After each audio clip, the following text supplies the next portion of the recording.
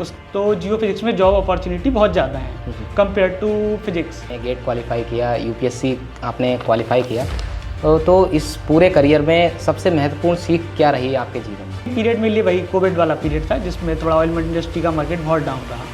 Climate change के लिए तो मेनली दूसरी ब्रांच काम करती हैं, लेकिन जैसे मैंने आपको बताया कि अर्थक्वेक में, लैंडस्लाइड्स में, इनमें हमारा डिपार्टमेंट बहुत एक्टिवली काम करता है। 2 बार गेट में all India rank 38 and all India rank 67 आई, जिसके बेसिस पे मुझे आईआईटी कानपुर में पीएचडी में एडमिशन मिला। आप सभी लोगों का स्वागत है आज के इस एपिसोड में। मैं अभय गुप्ता आप सभी लोगों का स्वागत करता हूं। आज हमारे जो गेस्ट हैं स्टूडियो में मौजूद हैं, वो एक बहुत ही सामान्य परिवार से बिलोंग करते हैं और एक आम किसान के बेटे हैं। कहते हैं कि प्रतिभा किसी की मोहताज नहीं होती। पहले एक कहावत हुआ करती थी कि राजा का बेटा ही राजा बनेगा या नेता का बेटा ही नेता बनेगा। इन्होंने उस कहावत को भी झुठलाया है। आज हमारे जो गेस्ट हैं वो एक आईआईटी स्टूडेंट रह चुके हैं, एक भूवैज्ञानिक हैं जिन्होंने 2022 में और 2023 में गेट क्वालिफाई किया, जिसमें 38 एंड 67 रैंक हासिल की, और 2022 में यूपीएससी सीईएससी में 22 रैंक हासिल की। तो हमारे स्टूडियो में एक युवा भूवैज्ञानिक मौजूद हैं, श्री रजनीश गंगवार जी। सर, आपका बहुत बहुत स्वागत है। अपने स्टूडियो में बनाने के लिए बहुत बहुत धन्यवाद अभय जी। कैसे हैं सर? बढ़िया, आप कैसे हैं? मैं बढ़िया हूँ। सर, सबसे पहले तो मैं ये जानना चाहूँगा आपसे कि आप एक युवा भूवैज्ञानिक हैं। सबसे पहले ये बताइए कि आपकी वैज्ञानिक बनने की राह कैसे शुरू हुई, कैसे इस सफ़र में आप आए, विज्ञान की तरफ आपका रुझान कैसे हुआ? मेरी स्कूलिंग जयनारायण सरस्वती विद्या मंदिर इंटर कॉलेज से बरेली से ही हुई है जी। उसके बाद मैंने अपनी ग्रेजुएशन बीएचयू से फिजिक्स ऑनर्स में की है। ओके। उसके बाद मैंने आईआईटी जैम का एग्ज़ाम दिया जिसमें मेरी ऑल इंडिया रैंक 250 थी। उसके पश्चात मैंने आईआईटी बॉम्बे से पोस्ट ग्रेजुएशन किया है। उसके बाद जैसा कि आपने बताया, मैं 2 बार गेट में all India rank 38 and all India rank 67 आई, जिसके बेसिस पे मुझे आईआईटी कानपुर में पीएचडी में एडमिशन मिला। ओके। साथ ही मैं पीएचडी कर रहा था। इसके साथ ही जैसा कि आपने बताया, मैं एक सामान्य परिवार से हूँ जी। तो मुझे जॉब की नीड थी, तो उसके लिए मैं साथ में प्रिपरेशन करता रहा और मैंने यूपीएससी कंबाइंड जियो साइंटिस्ट एग्जाम दिया जिसमें मुझे ऑल इंडिया रैंक 22 प्राप्त हुई। ओके। तो सर, साइंस में तो आपकी रुचि थी, लेकिन आपने एक स्पेसिफिक कैटेगरी जो चूज़ की है जियो साइंस, उसमें आपकी रुचि कैसे हुई? जैसे मैं बीएससी ऑनर्स ग्रेजुएशन फिजिक्स में हुआ है। जब मैं फिजिक्स आईआईटी जैम का एग्ज़ाम दिया, उसके बाद जब मैं आईआईटी जैम का एग्ज़ाम दिया तो मुझे पता लगा, मैं दोनों में चेक करने लगा कि कौन सा बेटर है, फिजिक्स और जियो फिजिक्स। तो मुझे बहुत सारे सीनियर से इन्फॉर्मेशन लेने के बाद, जैसा कि मुझे जॉब की नीड थी, तो जियो फिजिक्स में जॉब अपॉर्चुनिटी बहुत ज़्यादा है कंपेयर टू फिजिक्स। इसमें आप हायर एजुकेशन में जा सकते हैं। बाकी बहुत सारी पीएसयू कंपनियां हैं, साथ ही यूपीएससी में GSI geological survey of India है, जिसमें आप एक ग्रुप ए गेस्टेड ऑफिसर की पोस्ट पे काम कर सकते हैं। ओके। तो फिजिक्स की कंपेयर में जॉब ऑप्शंस बहुत ज़्यादा थे, और साथ ही जियो फिजिक्स एक प्रैक्टिकल सब्जेक्ट है और मैं हमेशा से ही एक इंटरेस्टेड था कि केवल थ्योरी पे ना होके थोड़ा प्रैक्टिकल सब्जेक्ट की तरफ मूव ऑन करूं, इसलिए मैंने अपना फिजिक्स से जियो फिजिक्स में स्विच करा। ओके। तो सर, क्या ऐसी कोई चीज़ थी, कोई ऐसी चुनौती आपके सफ़र में आई? क्योंकि आपका सफ़र है, आपने बहुत सारी पढ़ाई की है और बहुत सारी चुनौतियों का सामना भी आपने किया होगा, तो ऐसी कौन सी चीज़ रही जिसने आपको मजबूत किया इस सफ़र में? जैसा कि मैं जियो साइंटिस्ट के एग्ज़ाम बीच में कोविड आया 2020 में, उस टाइम ऑयल इंडस्ट्री का मार्केट बहुत डाउन था, साथ ही रिक्रूटमेंट बहुत कम हो रही थी। उस समय जैसे मैं एमएससी किया तो उस समय कैंपस में प्लेसमेंट बहुत कम हो रही थी, कंपनियां आ ही नहीं रही थी क्योंकि मार्केट बहुत डाउन था। तो वो मेरे लिए एक स्ट्रगल का पीरियड था। तो लेकिन फिर भी मेरी गेट में बहुत अच्छी रैंक थी, तो मैंने आईआईटी कानपुर में एडमिशन लिया पीएचडी में, क्योंकि मैं अपनी जो दोनों एजुकेशन के बीच में कोई गैप नहीं चाहता था, क्योंकि कंटिन्यूटी बनी रहे। तो पीएचडी में मैंने एडमिशन लिया, साथ ही प्रिपरेशन करता रहा, और इसके बेसिस पे मुझे फिर यूपीएससी में ऑल इंडिया रैंक 22 प्राप्त हुई। मेन पीरियड में लिए वही कोविड वाला पीरियड था जिसमें थोड़ा ऑयल इंडस्ट्री का मार्केट बहुत डाउन रहा। ओके। सर, अभी आपने बताया कि आपने एमएससी और पीएचडी किया हुआ है, तो आईआईटी में एमएससी और पीएचडी करने के क्या क्या तरीके हैं और क्या प्रोसेस है? आईआईटी में एमएससी के लिए आईआईटी जैम का एग्ज़ाम देना पड़ता है, और बाकी पीएचडी के लिए आपको गेट का एग्ज़ाम देना पड़ता है। उसके बाद इंटरव्यू भी होता है पीएचडी के लिए। ओके। तो सर ऐसा कहा जाता है कि आईआईटी में बहुत ज़्यादा स्ट्रेस रहता है, बहुत ज़्यादा पढ़ाई करनी होती है। क्या इसके अलावा भी कोई ऐसी एक्टिविटीज़ हैं जो आईआईटी के दौरान होती हैं? ये तो मैं मानता हूँ गलत है कि आईआईटी केवल ऐसा नहीं है कि पढ़ाई का बहुत ज़्यादा स्ट्रेस रहता है। बहुत अच्छा है, मतलब आईआईटी पढ़ाई का स्ट्रेस है, लेकिन इसके साथ साथ आप बहुत कुछ एक्सप्लोर कर सकते हैं। जैसे कल्चरल एक्टिविटीज़ होती हैं, टेक्निकल एक्टिविटीज़ होती हैं। जैसे मैं आईआईटी बॉम्बे में रहा, वहाँ पे मूड इंडिगो कल्चरल फेस्ट होता है, और टेक्निकल फेस्ट की बात करें तो वहाँ पे टेक फेस्ट होता है। तो ये एशिया का सबसे लार्ज मेन फेस्टिवल होता है मूड इंडिगो। ठीक है। तो आप बहुत कुछ एक्सप्लोर कर सकते हैं आईआईटी में। मैंने खुद भी पार्टिसिपेट किया है स्विमिंग में, साथ ही में बहुत सारी एक्टिविटीज़ में एक्टिव भी रहा। तो अब मैं ये जानना चाहूँगा कि ये जो आपका करियर रहा, आईआईटी किया आपने, गेट क्वालिफाई किया, यूपीएससी आपने क्वालिफाई किया, तो इस पूरे करियर में सबसे महत्वपूर्ण सीख क्या रही आपके जीवन में?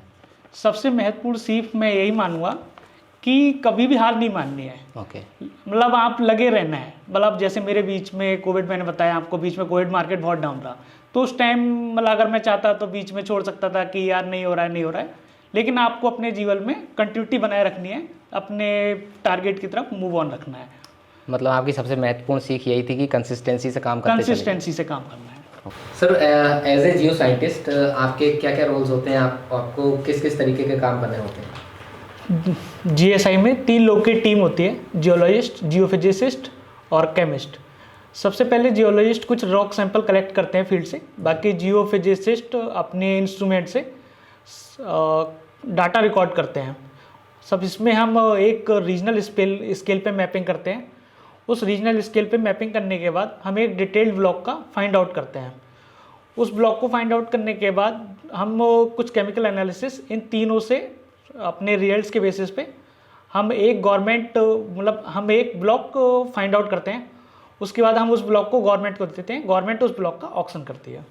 हिस्ट्री ऑफ माइंस में एज ए जियो साइंटिस्ट आप थे, इसके अलावा आपने कौन कौन से प्रोजेक्ट्स में वर्क किया? इसके अलावा मैंने Indian institute of remote sensing, जो कि इसरो का ही एक इंस्टीट्यूट है, उसमें मैंने रिमोट सेंसिंग में हाइपर स्पेक्ट्रल डाटा पे काम किया है। अब मैं ये जानना चाहूँगा कि आजकल बहुत ज़्यादा ट्रेंड चल रहा है एआई का, और तो एआई और मशीन लर्निंग जो होती है वो आपको किस तरीके से हेल्प करती है? क्या उसका भी यूज़ होता है? हाँ बिल्कुल, एआई और एमएल आजकल एक न्यू टेक्निक है जो कि बहुत ही डेवलपिंग हो रही है।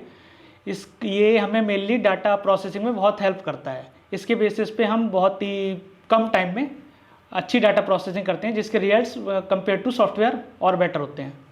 तो सर ये एज ए जियो साइंटिस्ट आपने जो जिम्मेदारियां बताई, इसमें चैलेंजेस भी बहुत सारे आते होंगे, तो मैं उन चैलेंजेस को जानना चाहूँगा कि क्या क्या चैलेंजेस आप फेस करते हैं? चैलेंजेस की बात करें तो ये मेनली एक फील्ड जॉब है। फील्ड जॉब है तो आपको कहीं भी लोकल में मिल सकता है। आपको ऐसा नहीं है कि आप मेनली हेडक्वार्टर बेस्ड या फिर आप अच्छी सिटियों में रहेंगे। आपका हेडक्वार्टर है, लेकिन आपको फील्ड में जाना पड़ेगा।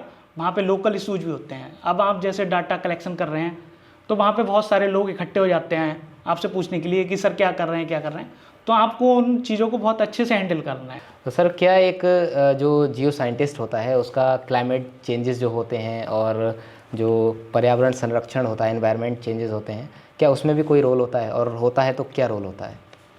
क्लाइमेट चेंज के लिए तो मेनली दूसरी ब्रांच काम करती हैं, लेकिन जैसे मैंने आपको बताया कि अर्थक्वेक में, लैंडस्लाइड्स में, इनमें हमारा डिपार्टमेंट बहुत एक्टिवली काम करता है। ठीक है। और एनवायरनमेंट में? इन्वायरमेंट के लिए एक अलग ब्रांच होती है, एटमॉस्फेरिक्स एंड क्लाइमेट साइंस। वो लोग मेनली काम वो आपके अंडर नहीं है? वो हमारे अंडर नहीं है। ओके।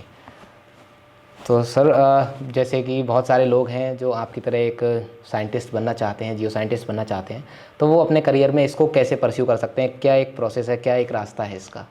जैसे कि मैं जियो फिजिसिस्ट हूँ जी। तो जियो फिजिसिस्ट के लिए आपको IIT जैम का एग्ज़ाम देना पड़ता है।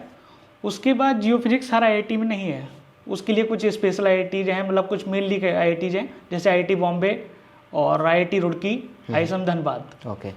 तो आप 12th के बाद IIT JEE का एग्ज़ाम दे सकते हैं, जिसके बेसिस पे आपको BTech in geophysical technology and geological technology course होता है, उसमें आप एडमिशन ले सकते हैं। और आप अगर BSc करते हैं तो आप उसके बाद IIT जैम का एग्ज़ाम दीजिए। उसके बाद आप MSc in applied geology and MSc in applied geophysics course चलते हैं, ठीक है। उनमें आप एडमिशन लीजिए। उसके बाद आप क्या है, हायर एजुकेशन में भी जा सकते हैं। बहुत सारी ऑयल इंडस्ट्री कंपनियां हैं जैसे ONGC है, PSU है और ये कोल इंडिया लिमिटेड है, आप इनमें ज्वाइन कर सकते हैं। साथ ही आप अगर ग्रुप ए में जॉब मतलब मेनली गवर्नमेंट की तरफ मूव ऑन करते हैं तो आप जियोलॉजिकल सर्वे ऑफ इंडिया में जॉब कर सकते हैं। साथ ही प्राइवेट ऑप्शंस भी बहुत ज़्यादा हैं। ओके। उसमें जैसे कुछ प्राइवेट कंपनियाँ स्लम्बरजर है, एक्सॉन मोबिल है, आप उनमें जा सकते हैं। ओके। तो सर क्या जो आपकी फील्ड है जियो साइंटिस्ट की, जियो फिज़िक्स की, इसमें कौन कौन सी नई चीज़ों को हम एक्सप्लोर कर सकते हैं? जियो फिजिक्स के फील्ड में मेनली तो आप मिनरल वेस्ट और ऑयल इंडस्ट्री, ये दो मेन हम लोग का टारगेट रहता है। ओके। तो क्या नई डिस्कवरीज करने के भी ऑप्शंस होते हैं? हाँ बिल्कुल होते हैं। जैसा कि आप MSc के बाद हायर एजुकेशन में जा सकते हैं, PhD आप फॉरेन में भी जा सकते हैं और इंडिया में भी मैक्सिमम IITs में आप ऑप्शंस अवेलेबल हैं, जिसमें आप PhD में एडमिशन की बहुत अच्छी रिसर्च होती है। बाकी हमारा डिपार्टमेंट भी करंटली रिसर्च R&D में बहुत अच्छा काम कर रहा है। तो सर क्या कुछ रिकमेंडेशंस आप देना चाहेंगे जो इस फील्ड में लोग आ रहे हैं, क्या उनको बुक्स पढ़नी चाहिए या कुछ ऐसा कुछ? हाँ बिल्कुल, मैं जैसा कि बताना चाहूँगा, जियो फिजिक्स के लिए मेनली 2-3 बुक बहुत इंपॉर्टेंट हैं जिनके लिए आप बिना पढ़े पॉसिबल नहीं है एग्ज़ाम निकालना। जैसे कि एक बुक है William Lowrie and Brooks and Kearey और टेलफोर्ड, ये मेनली बुक्स हैं, इनको आप अच्छे से पढ़िएगा तो आप अपने टारगेट को ज़रूर अचीव करेंगे। सर आपका ये जो पूरा करियर रहा, इसमें ऐसी कौन सी चीज़ थी जिसने आपको पूरे प्रोसेस के दौरान मोटिवेटेड रखा? इसके लिए मैं सबसे ज़्यादा अपने बाबा को मानता हूँ। उनका हमेशा से मतलब मेनली टारगेट था कि हमारे बच्चे पढ़ें और एक अच्छी पोस्ट पे ग्रो ऑफिसर बने। ओके। तो मेनली जब भी कुछ होता था, मैं स्ट्रेस में रहता था या खुद को डिमोटिवेट फील करता था, तो मैं अपने बाबा को याद करता था। उसके बेसिस पे मैं हमेशा अपने टारगेट की तरफ मूव ऑन करता। जब आपने अपने परिवार का जिक्र किया है तो मैं ये भी जानना चाहूँगा कि आपके परिवार के क्या रिएक्शंस थे, कैसे उन्होंने इस पूरे प्रोसेस में आपको हेल्प किया? इस पूरे प्रोसेस में मेरी पूरी फैमिली का ही योगदान रहा है, सबका कहीं ना कहीं योगदान है। ओके। तो सर क्या ऐसा कोई मैसेज जो आज के युवा हैं जो हार मान लेते हैं या गलत चीज़ों में पड़ जाते हैं, उनके लिए कोई मैसेज आप हमारे चैनल के माध्यम से देना चाहें? मैं मेनली मैसेज यही देना चाहूँगा कि अपनी लाइफ में कभी भी हार नहीं माननी है। बहुत टाइम आपका ऐसा आएगा कि आप डाउन होंगे, लेकिन फिर भी आप अपने आप को मूव ऑन रखिए, कंसिस्टेंसी, कुछ सीखते रहिए। सर आप हमारे स्टूडियो में आए, मुझे बहुत अच्छा लगा। आपको कैसा लगा आकर के?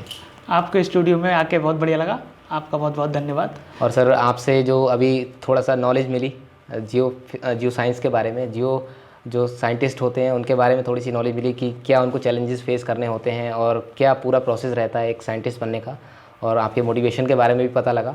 और एक चीज़ बहुत ही ज़रूरी पता लगी कि कंसिस्टेंसी हमें बरकरार रखनी चाहिए। बिल्कुल सर आपका बहुत बहुत धन्यवाद। बहुत बहुत धन्यवाद।